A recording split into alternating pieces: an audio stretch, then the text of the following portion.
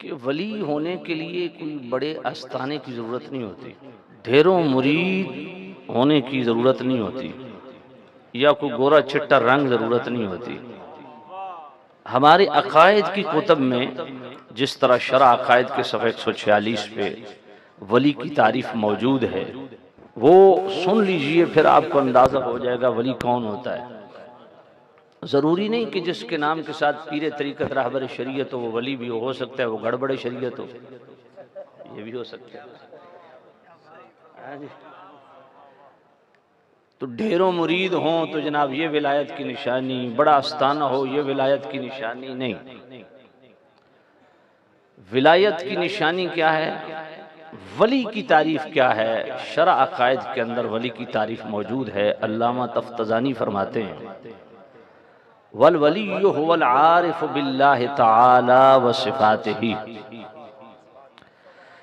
فرمایا ولی وہ ہوتا ہے جس کو اللہ تعالی کی ذات و صفات کی معرفت عطا ہوتی ہے، اللہ کی ذات کی معرفت و عرفان رکھتا ہے۔ اب لوگوں کو، سادہ لوگ مسلمانوں کو کیسے پتہ چلے کہ یہ واقعی ولی ہے؟ تو علامہ تفتزانی فرماتے ہیں حسب ما يمكن المواظب على الطاعات، فرمایا اس کی نشانی یہ ہے جو ولی ہوگا وہ ہر گھڑی ہر لحظہ اپنی جلوت و خلوت میں، اپنے خانگی معاملات میں، اپنے خاندانی معاملات میں، اپنے معاشی معاشرتی معاملات میں، اپنی ازدواجی زندگی میں، اپنی تنہائیوں میں، اپنی مجلسوں میں، اپنے صبح و شام، اس کی زندگی کا ہر لمحہ نیکیوں سے بھرپور ہوگا، طاعات و عبادات میں وہ مستقیم المزاج ہوگا، شریعت کا اتباع ہر صورت کرے گا، جو شریعت نے حکم دیا ہے ہر حال میں اس کو پورا کرے گا، المجتنب عن المعاصی، اور صرف شریعت کے احکامات کو بئی صورت پورا نہیں کرے گا کہ یہ فرض ادا کرنا ہے، یہ فرض ادا کرنا ہے، یہ فرض ادا کرنا ہے، یہ فرائض و واجبات و سنن کی ادائیگی مجھ پر لازم ہے، بلکہ ہر اس گناہ سے، ہر اس کام سے، ہر صورت اعراض کرے گا، کنی کترائے گا، گریز کرے گا جس سے شریعت نے منع فرمایا ہے۔ عن الانہماک فی اللذات والشہوات، اور تیسری چیز یہ ہے کہ دنیا کی لذتیں اور شہوتیں جو شریعت کے معارض و مخالف ہوں، جو اللہ اور اس کے رسول سے دوری کا سبب بنے، ہر اس لذت و شہوت سے فقیر حق ہمیشہ دور رہتا ہے۔ یہ ولی کی وہ نشانی ہے جو ہماری عقائد کی کتابوں میں موجود ہے۔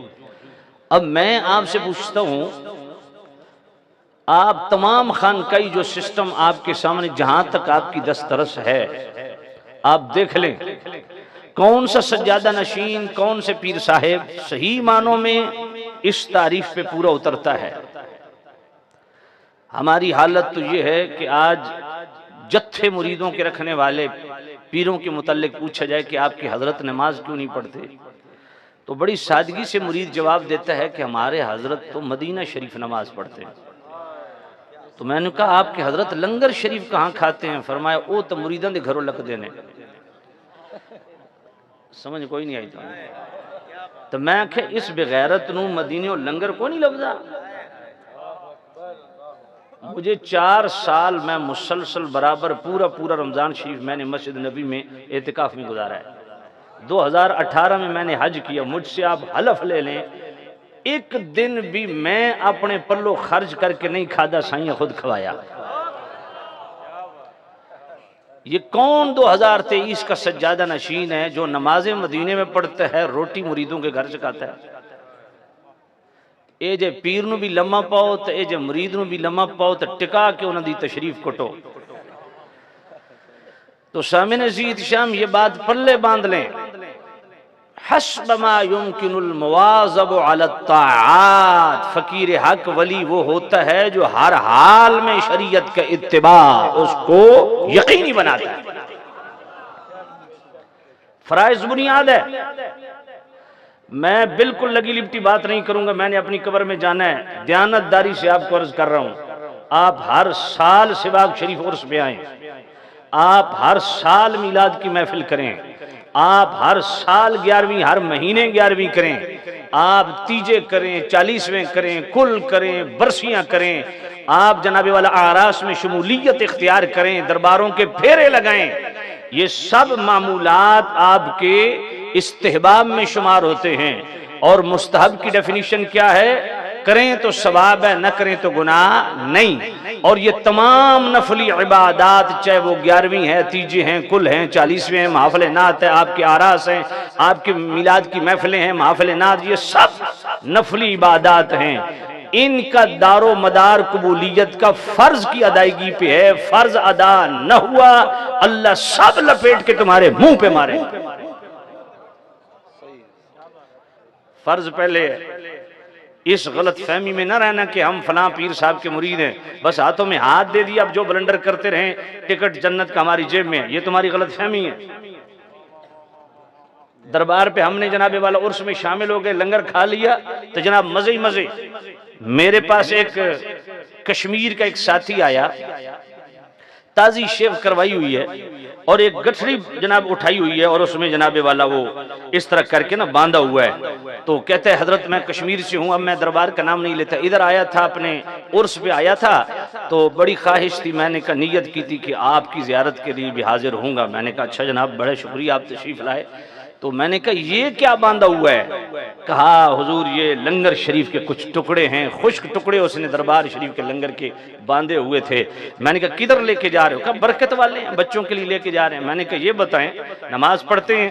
تو بڑا ڈٹھائی سے کہتا ہے ہاں جی کوشش تو کرتے ہیں لیکن کبھی کبھی رہ جاتی ہے۔ تو میں نے کہا یہ جو تازی شیو کروا کے آستانے پہ گیا تھا، پیر اور لتر کو نہیں مارے؟ آخر جی ساڑھے پیر آپ منندے جی۔ میں نے کہا یار مجھے ایک بات بتاؤ، یہ جو ٹکڑے دربار شریف کے تو نے اتنے سمیٹ لپیٹ کے رکھے ہیں، میں نے کہا پیر کے دربار سے سال کے بعد تمہیں خشک ٹکڑے ملے ہیں تو ان کی اتنی وفا اور قدر کر رہا ہے۔ میں نے کہا یہ ظالم آدمی، جو میرا رب تمہیں صبح بھی تازہ ناشتہ کھلاتا ہے، دن کو بھی تازہ کھانا دیتا ہے، رات کو بھی تازہ کھانا دیتا ہے، اس کی وفا تمہیں کیوں بھول گئی؟ اس کا فرض کیوں نہیں ادا کر؟ میرے سیدی اعلی حضرت امام اہل سنت امام رضا رحمۃ اللہ علیہ فتاوی رضویہ شریف 10ویں جلد، اس کا صفحہ 179 اور صفحہ 337 دونوں مقامات آپ کھول لیں۔ صفحہ 179 پہ اعلی حضرت سے ایک سوال ہوا، ایک بہت بڑا امیر آدمی ہے، بڑا سخی ہے، کوئی بندہ خالی نہیں پلٹتا، مگر بدبختی یہ ہے کہ زکوٰۃ نہیں دیتا، آیا یہ اتنا ڈھیروں مال جو صدقہ کرتا ہے تو کیا اس کا قبول ہے؟ اور صفحہ 336 پہ کتاب الصوم کے ٹائٹل سے ایک رسالہ ہے، اس میں اعلیٰ حضرت سے سوال کیا گیا کہ ایک امام مسجد ہے، رمضان شریف میں تراویح پڑھاتا ہے مگر روزہ نہیں رکھتا، کہتا ہے کم ایک ہی ہو سکتا، یا تراویح پڑھاوت ہے یا روزہ رکھا، تو آیا اس کی امامت جائز ہے یا نہیں؟ اب اعلیٰ حضرت نے دونوں جگہ سوال مختلف ہے لیکن فرض کی اہمیت کو بیان کرنا تھا، تو دونوں جگہ جواب جو ہے وہ مشترک ہے، دلائل ملتے جلتے ہیں۔ دونوں جگہ اعلیٰ حضرت عظیم البرکت مجدد دین و ملت الشاہ امام احمد رضا رحمۃ اللہ تعالی علیہ، آپ نے سب سے پہلے جو حدیث لائی وہ امیر المؤمنین مولا المسلمین سیدنا و مولانا صدیق اکبر عتیق اطہر علیہ الرضوان الاجل الازہر۔ میرے صدیق اکبر کا آخری وقت ہے، فاروق اعظم پاس موجود ہیں، میرے صدیق اکبر نے فرمایا اے عمر میرے نبی کا یہ فرمان یاد رکھنا، انہ لا تقبل نافلۃ حتی تؤدى الفریضہ، اس بندے کی کوئی نفلی عبادت قبول نہیں کی جائے گی جس کا فرض ادا نہیں ہوا۔ میں اس پیران پیر کی بات کر رہا ہوں جس کے پیچھے پانچوں وقت مولا علی بھی ہاتھ باندھ کے جس کو اپنا امام مانتے ہیں، مولا حسن بھی جس کے پیچھے ہاتھ باندھ کے امام مانتے ہیں، مولا حسین بھی جس کے پیچھے ہاتھ باندھ کے پیچھے اس امام صاحب کے اللہ اکبر جو امام الصحابہ و اہل بیت ہے، وہ صدیق اکبر جو صحابہ کا بھی امام ہے، اہل بیت کا بھی امام ہے۔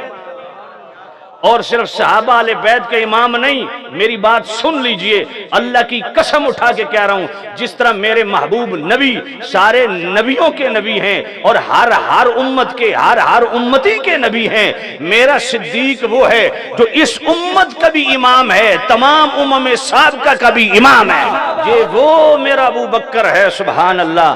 الحسن والحسین سیدہ شباب اہل الجنت، آپ نے سنی ہوگی نا، تو جس جامع الترمذی میں، جس ابن ماجہ میں، جس مسند احمد میں 3 مقامات پہ یہ حدیث ملتی ہے، انہی 3 مقامات پہ یہ حدیث بھی ملتی ہے جس کے راوی خود مولا علی ہیں۔ میرے نبی نے فرمایا، علی یہ جو ابو بکر عمر آ رہے ہیں نا، آذان سیدہ کہول اہل الجنہ من الاولین والآخرین الا النبیین والمرسلین، فرمایا اے علی یہ ابو بکر و عمر یہ بھی جنتیوں کے سردار ہیں۔ جو شباب کے درجے میں ہیں اس کے سردار حسنین کریمین، جو کہول کے درجے میں ہیں اس کے سردار شیخین کریمین، لیکن میرے نبی کریم رؤوف الرحیم نبی نے تو اگلی بات کر دی نا، الا النبیین والمرسلین، سوائے نبیوں رسولوں کے جو بھی جنت میں ہے۔ توجہ کیجئے گا، بچہ پنگوڑے میں ہو اس کے لیے طفل کی ٹرم استعمال ہوتی ہے، 10 سال کا ہو جائے سبی کی ٹرم استعمال ہوتی ہے، بلوغت کے قریب ہو غلام کی ٹرم استعمال ہوتی ہے، بالغ ہو جائے شباب کی ٹرم استعمال ہوتی ہے، 20 سے 30 سال والے کے لیے رجل کی ٹرم استعمال ہوتی ہے، 40 سے 50 سال 30 سے 40 سال والے کے لیے کہول کی ٹرم استعمال ہوتی ہے، آگے پھر شیخ کی ٹرم استعمال ہوتی ہے، 50 سال سے ابو اس کے لیے شیخ فانی کی ٹرم استعمال ہوتی ہے۔ میرے نبی نے فرمایا الا النبیین والمرسلین، نبیوں رسولوں کے علاوہ جو بھی جنت میں ہے، چاہے وہ طفل کے درجے میں ہے، چاہے وہ سبی کے درجے میں ہے، چاہے وہ غلام کے درجے میں ہے، چاہے وہ شباب کے درجے میں ہے، چاہے وہ کہول کے درجے میں ہے، چاہے وہ شیخ کے درجے میں ہے، شیخ فانی کے درجے میں ہے، وہ اہل بیت ہے یا غیر اہل بیت، وہ صحابہ ہے، وہ صحابہ ہیں، وہ تابعین ہیں، تبع تابعین ہیں، اب میں